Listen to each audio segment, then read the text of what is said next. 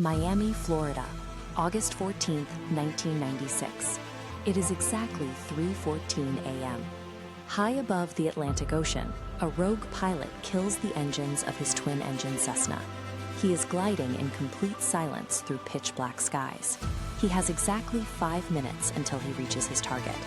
Stacked behind his seat is his cargo, $50 million in stolen cartel cash.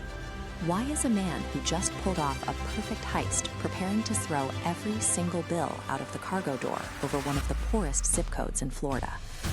8 months ago, this pilot was an ordinary crop duster, drowning in medical bills to keep his daughter alive. To pay those debts, he was coerced into flying smuggling routes for a massive local syndicate. This flowchart maps out the syndicate's standard cash logistics system. Notice the multiple, heavily guarded layers. The cash moves through distinct, rigorous security checkpoints, surrounded by armed escorts and brutal enforcers. The syndicate's cash never traveled on public roads. It moved from fortified hangars directly into the sky. A ground-level heist would have required a frontal assault on a private military compound. The only moment the money was physically vulnerable was the brief window between two cargo doors during a mid-air transfer. Back in the cockpit, the clock is ticking. He is flying completely dark. Below him, federal jets and cartel enforcers are actively sweeping the radar grids to hunt him down. This map visualizes the overlapping radar coverage zones along the Florida coast. During his months flying for the syndicate, he noticed a flaw in their protocol, a narrow geographical gap in the coverage over the Atlantic. He spent weeks quietly accessing the syndicate's aircraft, disabling their transponders, the internal devices planes use to broadcast their exact location and altitude. With the cartel fleet suddenly invisible to their own monitors, he charted a jagged flight path for his stolen Cessna, threading perfectly through that narrow, unmonitored corridor. The syndicate relied entirely on high-tech surveillance to protect their cargo. By blinding their network and navigating the empty spaces between the pings, he turned their primary security measure into their greatest weakness. That unmonitored gap is where he intercepted the incoming cash drop earlier tonight. But a massive, heavily armed escort plane spotted his tail and moved in for the kill. To break their visual lock, he threw his unarmored plane directly into a violent thunderstorm cell churning off the coast. Crop dusting requires a pilot to master aggressive, high-drag maneuvers mere feet from the ground. He applied those exact low-altitude reflexes to bank and weave through the heavy turbulence, outmaneuvering the rigid, heavier escort craft.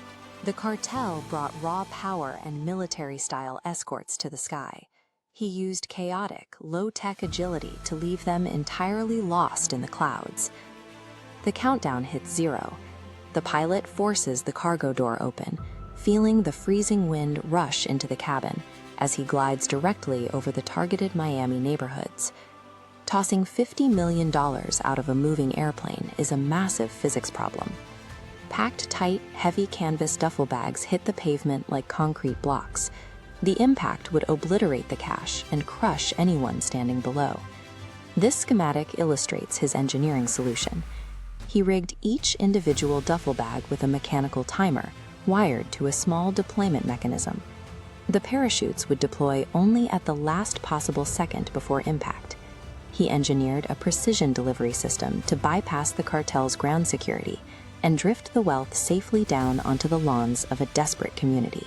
The moment the last bag clears the door, his fuel gauge hits empty. Landing at any airstrip in the state guarantees capture by waiting federal agents or cartel hitmen. He steers the stolen Cessna directly toward the Everglades, crash landing deep into the unnavigable wetlands to bury the physical evidence in the mud.